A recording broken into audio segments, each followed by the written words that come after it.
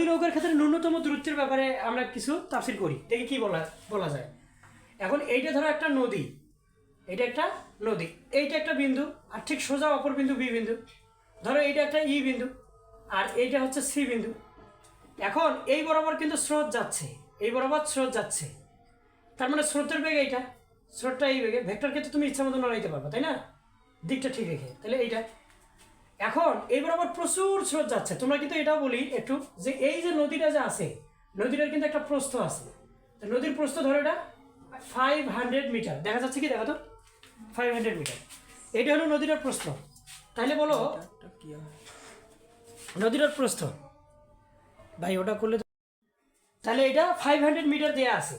এখন স্টুডেন্ট কি সমস্যা, স্টুডেন্টের সমস্যা কি জানো, মানে মৌলিক বিষয় বা এমন একটা জায়গা নিয়ে টেনশনটা করে বুঝতে প্রবলেম হয়। এখানে মৌলিক বিষয় ন্যূনতম দূরত্ব, আমি এইটা তো 500 মিটার, এই প্রস্থটা এটা 500 মিটার না, প্রস্থটা এখান থেকে এইটা সোজা এই বরাবর 500 মিটার, আমাকে বলা হচ্ছে ন্যূনতম দূরত্বে যেন নৌকাটা যায়। তা ন্যূনতম দূরত্বে যদি নৌকাটা যায়, আমি যদি এই বরাবর নৌকাটা চালা শুরু করি, তাহলে অবশ্যই স্রোতের কারণে নৌকাটা এই দিকে যাবে, অবশ্যই ওই দিক দিয়ে না যায় এই দিক দিয়ে যাবে।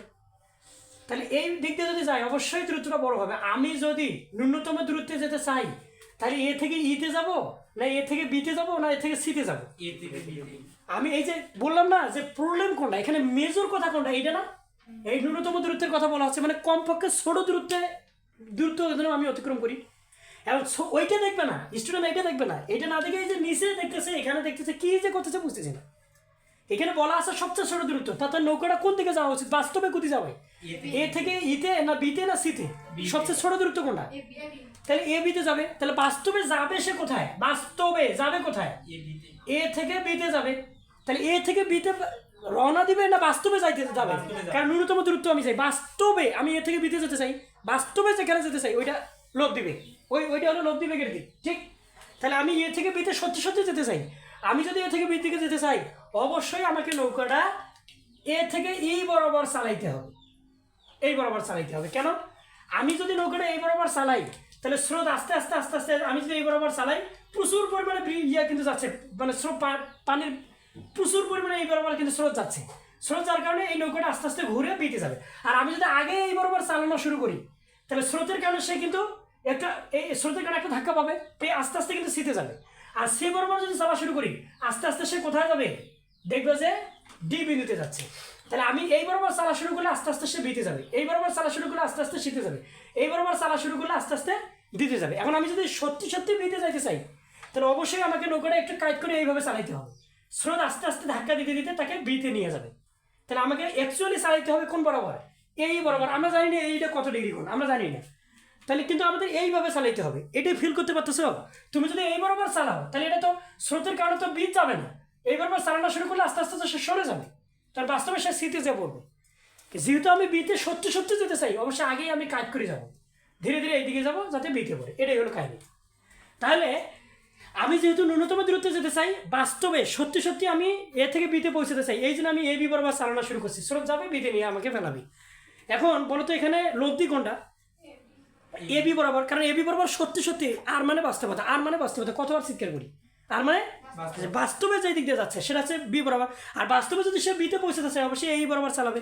এখন বলো তো 1 বছর থেকে আমি কি পড়াই, স্টুডেন্ট কোন জিনিসটা বুঝাই, একটা আলফা একটা থেটা, বলো তো এখানে আলফা দিয়ে আছে না থেটা দিয়ে আছে, থেটা কোনটা, থেটা কোনটা, আমি তো বাস্তবে বিতে যাই, আমি চালানো শুরু করছি এই বরাবর, যাবো কোথায়, বি বরাবর। তাহলে বি বরাবর যদি যাই এইটা কি লব্ধি, তা লব্ধির সাথে এইটা লব্ধি আর এইটা ভেক্টর, এইটা লব্ধি আর এইটা ভেক্টর, একটা ইউ ভেক্টর আর একটা ভি ভেক্টর। এই যে ভেক্টর দুইটার মধ্যবর্তী কোণ, দেখো এইখান থেকে শুরু করি, এই যে ভেক্টর, এই মধ্যবর্তী কোণটাকে বলা হয় আলফা। অবাক, ভেক্টর দুইটার মধ্যবর্তী কোণ আলফা। প্লিজ এই কথাটা বুঝলে তো ভেক্টরের সব অঙ্ক তুমি করতে পারবা, নদী বৃষ্টি নদী এগুলো সবগুলো ম্যাথে করতে পারবা। এই কথাটা যদি বোঝো যে ভেক্টর দুইটার মধ্যবর্তী কোণ কিন্তু আলফা, আর লব্ধির সাথে ভেক্টরের মধ্যবর্তী কোণকে কি বলা হয়, থেটা। তাই যে এইটা লব্ধির সাথে ভেক্টরের মধ্যবর্তী কোণ না, এইটা কিন্তু থেটা। বলো তো এটা কি থেটা না, এটা তো লব্ধি এটা তো ভেক্টর, এদের মধ্যবর্তী কোণটা কি থেটা।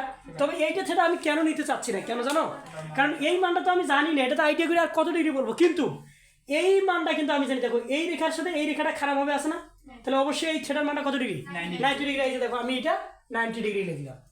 আমার টার্গেট কি ছিল জানো, আমাকে ওরা কি বলছে, আমাকে ওরা বলছে যে ইউ এর মানটা ধরো 10 মিটার পার সেকেন্ড, আর ভি এর মানটা ধরো 40 metre per second, metre per second, এই যে মিটার পার এই যে সেকেন্ড, আর ভি এর মানটা 40 মিটার পার সেকেন্ড আমাকে বলছে। তারপর বলছে যে ন্যূনতম দূরত্বে পৌঁছাতে আমি চাই।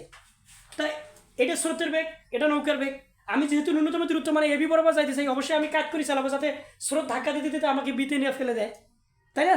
তাহলে বাস্তবে আমি তো বিতে যাবো, এই বাস্তবে যেটা যাবো সেটাই কিন্তু কি লব্ধি। তাহলে এই লব্ধিটাকে আমরা কি দ্বারা প্রকাশ করতেছি? এখানে ডাব্লিউ দ্বারা প্রকাশ করতেছি। এই হলো কাহিনী।